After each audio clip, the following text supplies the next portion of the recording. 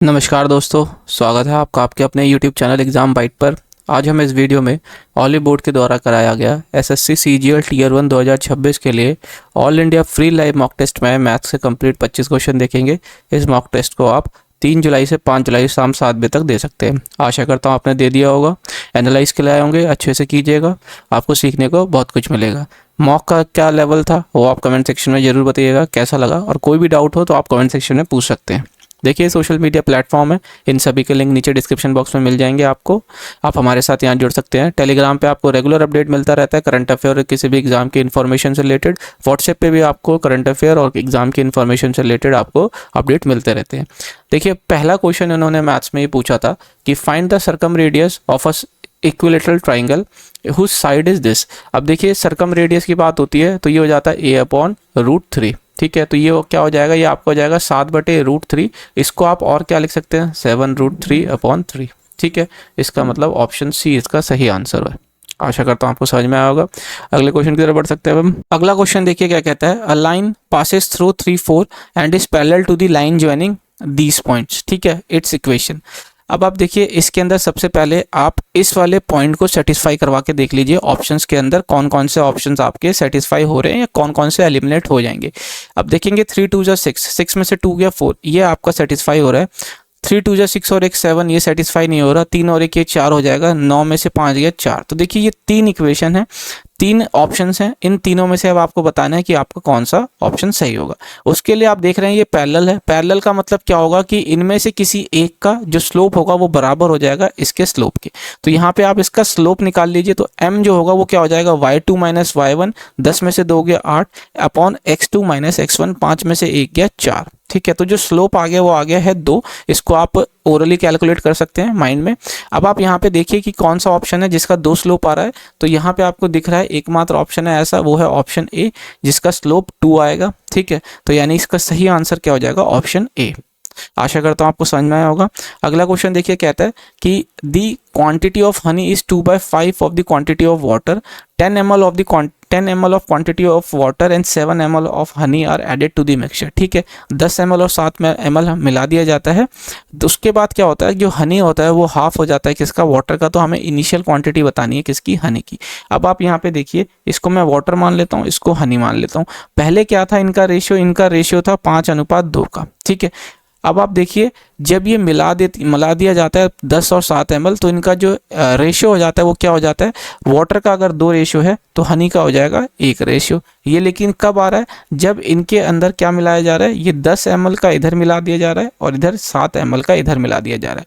तो अब आप देखिए, इसको क्या करेंगे, इसको हम मल्टीप्लाई कर लेते हैं। 5 एकम 5, इधर हमारा 5 आ जाएगा, 2 दूनी 4, तो इधर हमारा 4 आ जाएगा। तो इस 5 और 4 का डिफरेंस क्या आता है, 1 यूनिट। ठीक है, इधर आपका इसको मल्टीप्लाई कर लेंगे तो क्या हो जाएगा, ये 10 ml, इधर इसको मल्टीप्लाई कर लेंगे तो क्या हो जाएगा आपका 14 ml।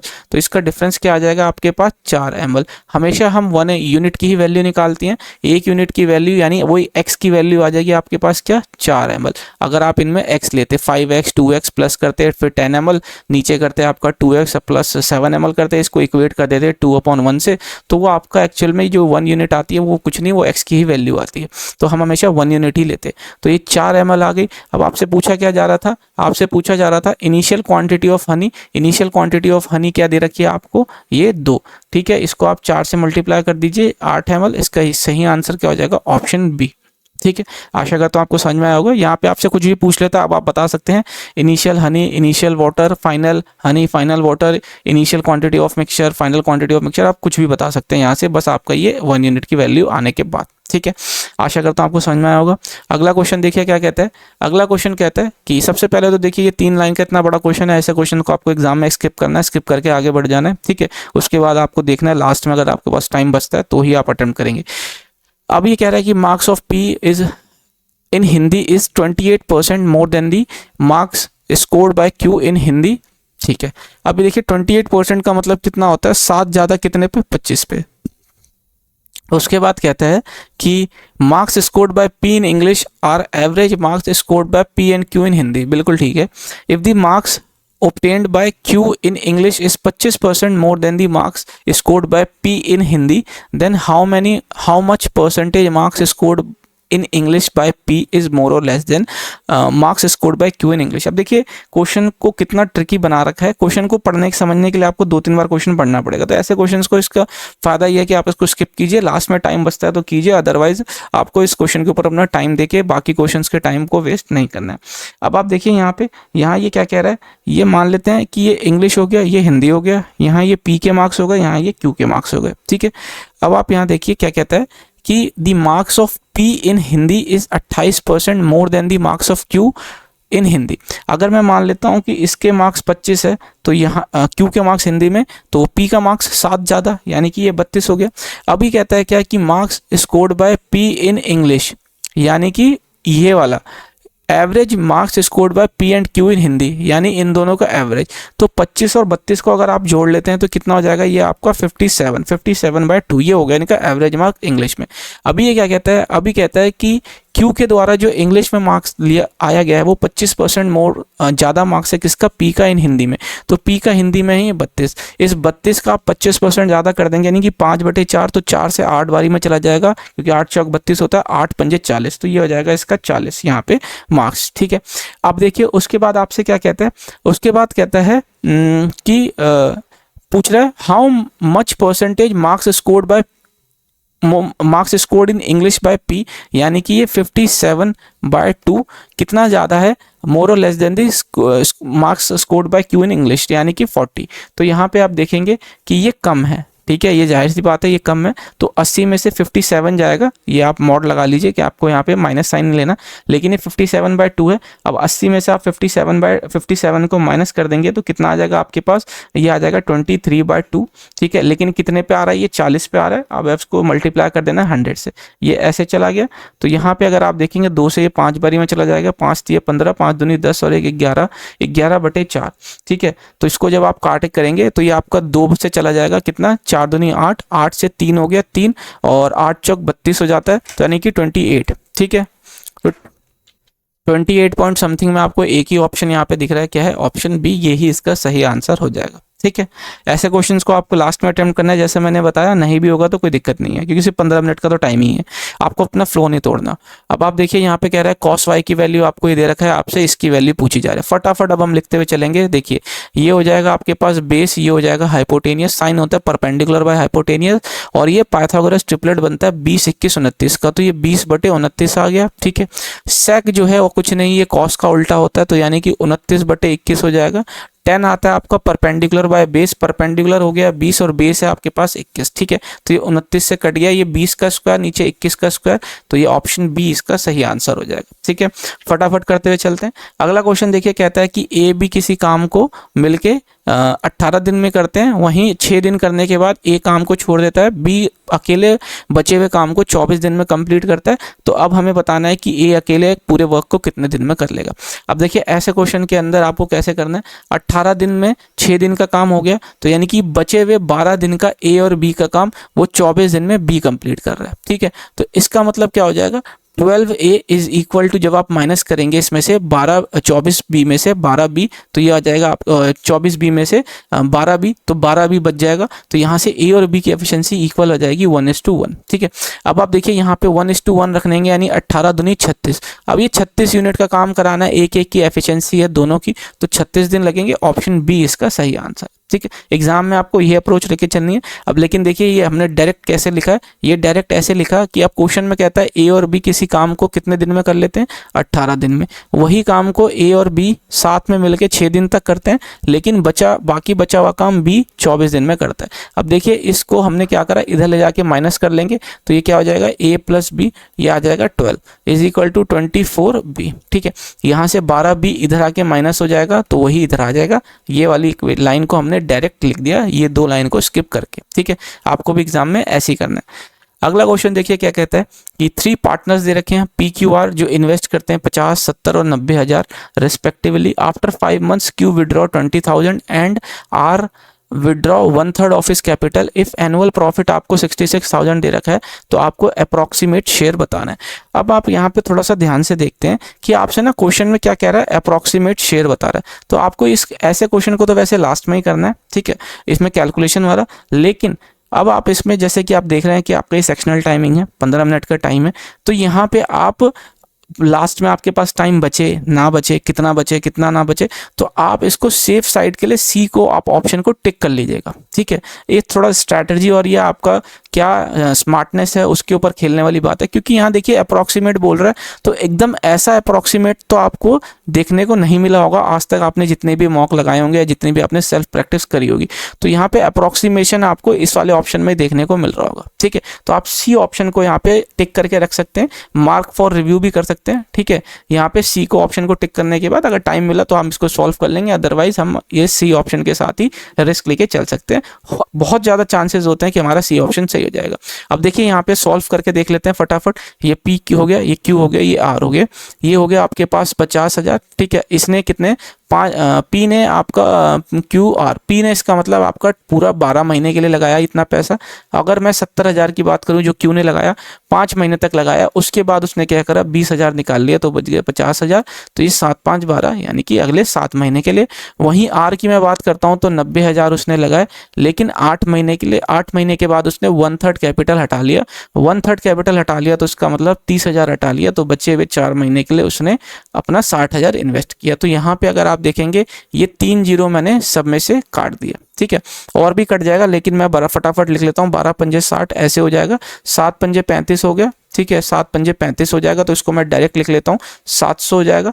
और ये 8 9 जा 72 हो गया, और इधर 6 चौक 24 हो जाएगा, तो यानी कि 4 4 2 6 7 2 9। ठीक है, इस तरीके से हो गया 960। यहाँ पे अगर आप देख रहे हैं तो ये 1 जीरो मैं यहाँ से काट देता हूँ। 2 से करूँगा तो 30 बारी में, 2 से करूँगा तो 35 बारी में, 2 से करूँगा तो 48 बारी में। तो जो इनका अनुपात आ जाएगा प्रॉफिट का वो कितना आ जाएगा 30 35 और 48 का। ठीक है, अगर मैं इसको जोड़ लेता हूँ, अब मैं इसको जोड़ लेता हूँ तो कितना आ जाएगा 8 5 13 4 3 7 3 10 और 1 11। 113 की वैल्यू क्वेश्चन में दे रखी है, कितनी है आपके पास 66,000, और आपसे पूछा गया है आर का शेयर यानी 96 की वैल्यू। तो यहाँ पे आप देख रहे हैं कि तो ये अगर आप इसको करेंगे तो यहाँ पे जीरो तो कहीं से नहीं बचेगा क्योंकि कुछ कट नहीं रहा है, तो इसका मतलब ऑप्शन सी ही इसका सही आंसर होगा। ठीक है, आशा करता हूँ आपको समझ में आया होगा। अगले क्वेश्चन की तरफ बढ़ सकते हैं अब हम। अगला क्वेश्चन कहता है बाइक कॉस्ट इतना if paid in 6 installment of 3300 each. आपसे रेट ऑफ इंटरेस्ट पूछा जा रहा है। 6 इंस्टॉलमेंट, इसको आप मल्टीप्लाई करेंगे तो ये आ जाएगा 6 18 6 18 और 19। यहाँ पे देख रहे हैं 18,000 की चीज के लिए आपने दिए हैं 19,800, यानी कि सीधा सीधा 1,800 रुपये ज़्यादा। 1,800 रुपये 18,000 रुपये ज़्यादा, यानी कि 10% का आपका ब्याज दर रहा होगा। यही आपसे पूछा है, ऑप्शन ए इसका सही आंसर है। अगला क्वेश्चन देखिए, कहता है कि a cuboid contains some water. ठीक है, द बेस ऑफ क्यूबॉइड आपको इतना दे रखा है, अ क्यूब ऑफ 42 सेंटीमीटर की साइड वाला is placed in water and is completely submerged, how much high will the level of water rise. अब देखिए कितना ऊपर जाएगा वाटर उतना ही ऊपर जाएगा जितना ये अपने वॉल्यूम का डिस्प्लेस करेगा वाटर को। ठीक है, तो यहाँ पे इसके वॉल्यूम और इसके वॉल्यूम को आप इक्वेट कर दीजिए। तो यहाँ से जब आप इक्वेट कर देंगे 21 × 40 × हाइट बराबर हो जाएगा इसका वॉल्यूम 42 × 42 × 42। ठीक है, 7 से ये 3 बारी में चला गया, 7 से ये 6 बारी में, 3 से ये आपका 2 बारी में चला गया, 2 से ये 20 बारी में चला गया, 2 से 10 बारी में, 2 से ये आपका 21 बारी में चला गया। ठीक है, और 40 दूनी 80 और 80 हो जाएगा, और 2 1 2 2 2 4 80 हो गया। नहीं, इधर से आपका आ जाएगा 20 है ना, 20 है ना, तो ये 0 हो गया, और इधर से 20 हो गया, 2 2 4 2 4 8 हो जाएगा, और इधर करेंगे तो आपका 42 हो गया, 4 4 8 8 और ये 88 2 आ जाएगा, और इधर 10 है तो नीचे यहाँ पे पॉइंट आ जाएगा 88.2, यानी कि ऑप्शन बी इसका सही आंसर है। ठीक है, आशा करता हूँ आपको समझ में आया होगा। हाइट आ जाएगी कितनी 88.2। अगला क्वेश्चन देखते हैं। देखिए, कहता है solid cylindrical object with a diameter 42 centimetre height इतना is melted to form a small solid spherical ball of radius. आपको डायमीटर 7 सेंटीमीटर दे रखा है, तो how many such spherical ball can be formed. अब आप देखिए इसमें क्या करेंगे, दोनों के वॉल्यूम को इक्वेट कर देंगे। सॉलिड सिलेंडर का जो वॉल्यूम होता है क्या होता है πr², तो ये 42 का हाफ कर लेते हैं। ठीक है, r² h, ठीक है। पाई दोनों साइड से हम काट लेते हैं, n नंबर ऑफ स्क्वायर बन जाएंगे 4/3, पाई दोनों साइड से हमने काट लिया 4/3 पाई r क्यूब, ये आ जाएगा 7/2 7/2 7/2, ठीक है। अब आप इसको हम सिंप्लीफाई कर लेते हैं। देखिए 7 से ये कितनी बारी में चला जाएगा, 7 बारी में, 7 से ये 6 बारी में चला गया, 7 से ये कितनी बारी में चला गया, 6 बारी में, 4 से ये 2 से ये चला गया, ठीक है, और इस वाले 2 से ये 2 चला गया, ठीक है, और ये 2 से ये 3 चला गया। तो यहाँ से अगर n आप निकालेंगे तो कितना हो जाएगा, 6 × 18, 18 × 54 गुणा 7 हो जाएगा। तो ये कितना हो जाएगा आपके पास 35 37 378, यानी कि ऑप्शन बी इसका सही आंसर हो जाएगा, ठीक है। आशा करता हूँ आपको समझ में आया होगा। अगले क्वेश्चन की तरफ बढ़ सकते हैं अब हम। अगला क्वेश्चन देखिए क्या कहता है। अगला क्वेश्चन कहता है आपसे कि इसकी वैल्यू आपको इवैल्यूएट करनी है, ठीक है। इसका भी क्वेश्चन, ऐसे क्वेश्चन को भी आपको लास्ट में सॉल्व करना है। अब आप देखिए लास्ट में आपको ऐसे क्वेश्चन सबसे पहले सॉल्व करने हैं, फटाफट आपको सॉल्व करते हुए चलना है अपना। तो देखिए इस वाले को पहले आप सॉल्व कर लीजिए, 2 2 = 4, 5 3 = 15 हो जाएगा, माइनस कर लेते हैं, इधर आप लिख लेंगे 3/5। इसको मैं ऊपर नीचे क्या करता हूँ, इसको ऊपर नीचे मैं 3 से मल्टीप्लाई कर लेता हूँ। तो 3 × 3 = 9, 9 में से 4 गया, कितना हो गया ये आपका -5, -5/15 ऐसे आ जाएगा 1/3, ठीक है। 5 से करेंगे तो ये 5 से ये 3 बारी में चला जाएगा ना, 5 से 15 इधर आ जाएगा -1/9, ठीक है। ये हो गया, प्लस कर लेते हैं। अब हम इस वाले को सॉल्व करेंगे। इसमें सबसे पहले इसको सॉल्व कर लेते हैं।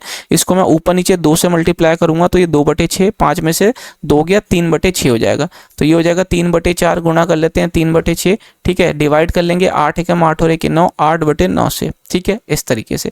अब आप देखिए यहाँ से 4 से ये 2 बारी में चला गया, 3 से आपका ये कितनी बारी में चला जाएगा, 2 से 2 बारी में, 3 से ये कितनी बारी में चला गया, 3 बारी में, 1/3 हो गया, इधर आ जाएगा 1/3, इधर भी ऊपर नीचे मैंने 3 से मल्टीप्लाई कर लिया।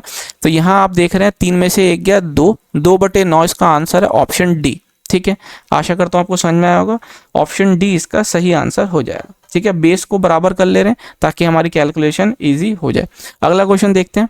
अगला क्वेश्चन देखिए कहता है, in a circle an arc of length 12 centimetre subtended by a central angle theta radian, if theta की वैल्यू आपको दे रखी है 2/3, what is the radius R of the circle, ठीक है। ये आपसे पूछा जा रहा है।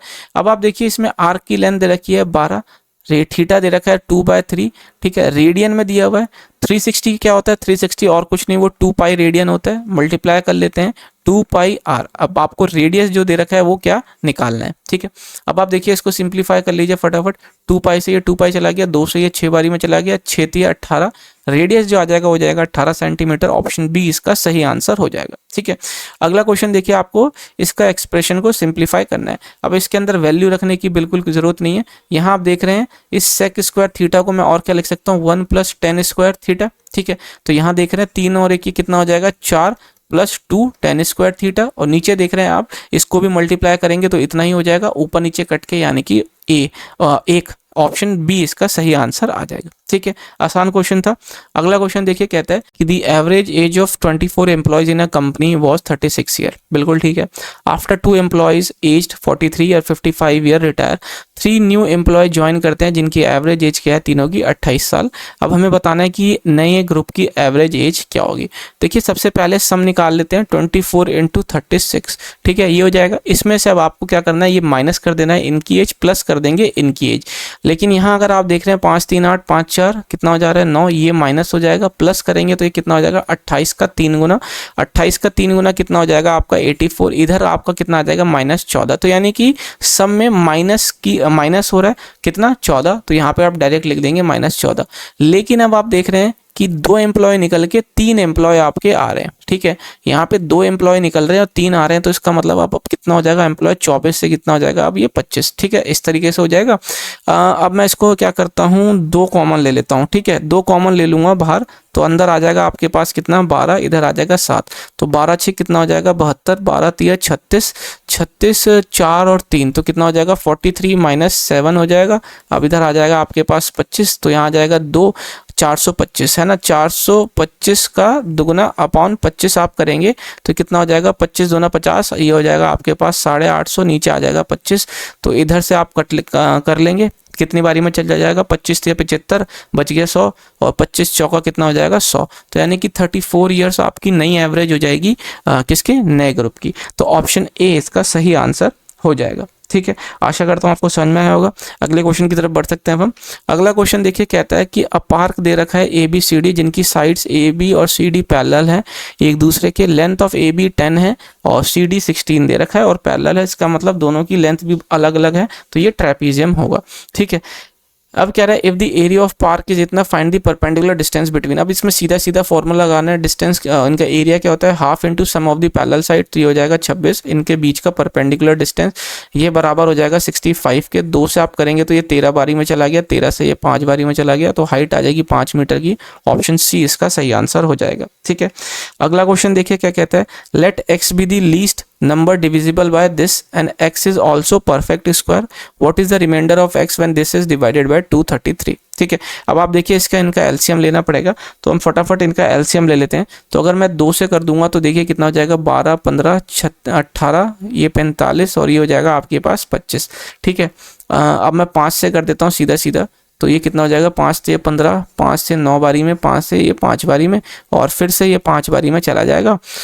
3 से मैं करूँगा तो 3 से ये 4 बारी में, 3 से 1 बारी में, 3 से 3 बारी में, 3 हो जाएगा, 4 3 12, ऐसे हो जाएगा। ठीक है, तो यहाँ देख रहे हैं 12 पंजे 60 और 5 दूनी 10, तो यानी कि 600। ये 3 से करेंगे तो 6 3 1800, तो एलसीएम तो 1800 आ रहा है। लेकिन अब हमें क्या करना है, इसमें इसका परफेक्ट स्क्वायर भी बनाना है, तो इसको मैं 12 को 4 3 12 ऐसे लिख सकता हूँ। ठीक है, तो यहाँ देख रहे हैं आप कि इस 5 का भी पेयर बन रहा है, इस 3 का भी पेयर बन रहा है, 4 का तो है, बस ये 2 का नहीं बन रहा, तो मैं इसमें 2 और मल्टीप्लाई कर देता हूँ। तो यानी कि ये 18 है ना, ये 1800 को मैं क्या कर रहा हूँ, 18 को 2 और मल्टीप्लाई कर दे रहा हूँ, तो कितना हो जाएगा, 18 दूनी 3600। तो ये परफेक्ट स्क्वायर मैंने बना दिया।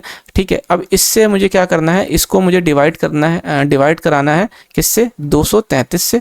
ठीक है, एक बारी में चला जाएगा 233, तो इधर 7 आ जाएगा, इधर आ जाएगा 5 में से 3 गया 2, 127 इधर आ गया।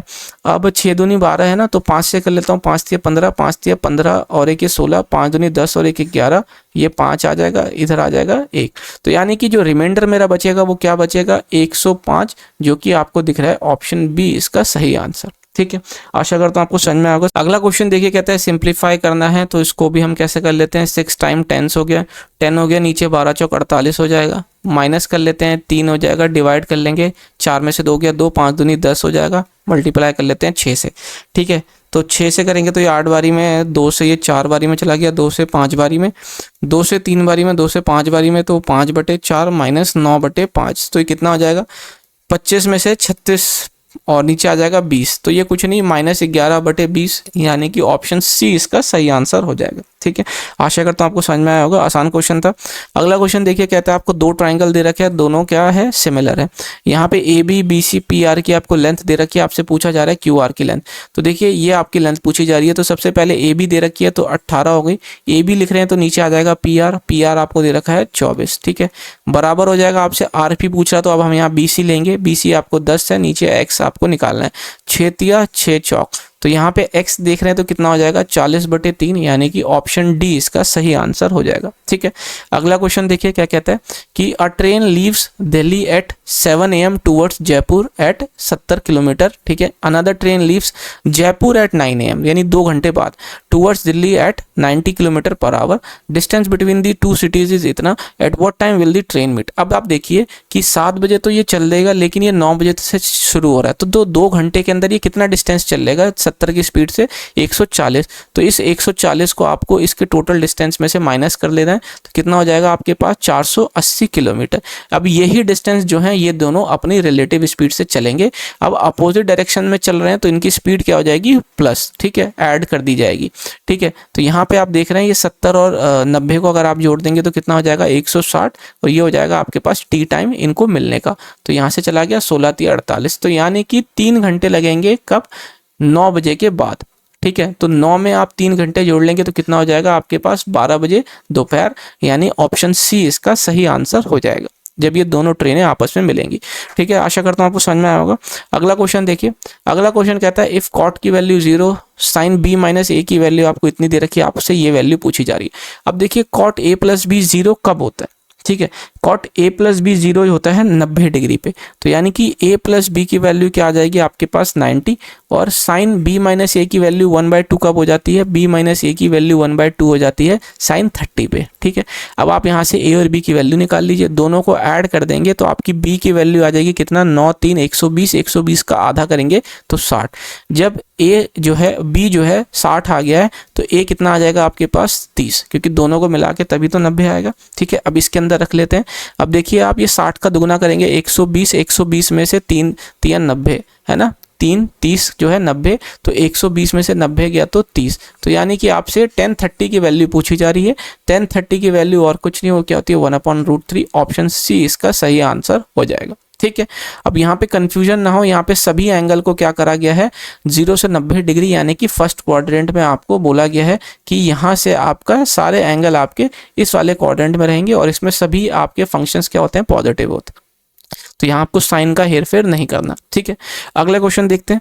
अगला क्वेश्चन देखिए, कहता है कि Nishu goes to a mart to buy a t-shirt. He found that Mart offer 2 successive discount on 3 different t-shirts. The listed price of each t-shirt is same. ठीक है, मार्क प्राइस सभी का सेम है।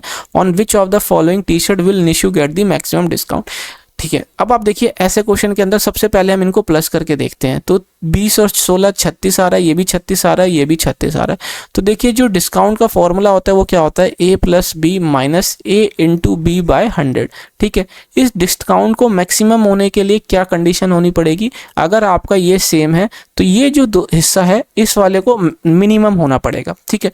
तो यहाँ पे आप देख रहे हैं सबका ये वाला हिस्सा तो आपका सेम है, तो अब आपको ये देखना है कि ये वाला हिस्सा किसका कम से कम आएगा, वही हमारा सही आंसर देगा, ठीक है। अब आप देखिए अगर मैं ए की बात करता हूं तो 16 दूनी 32, तो 3.2% का आपको माइनस आएगा। बी वाले टी शर्ट की अगर मैं बात करता हूं तो 6 18, 1.8% का यहाँ पे आपको माइनस करना होगा।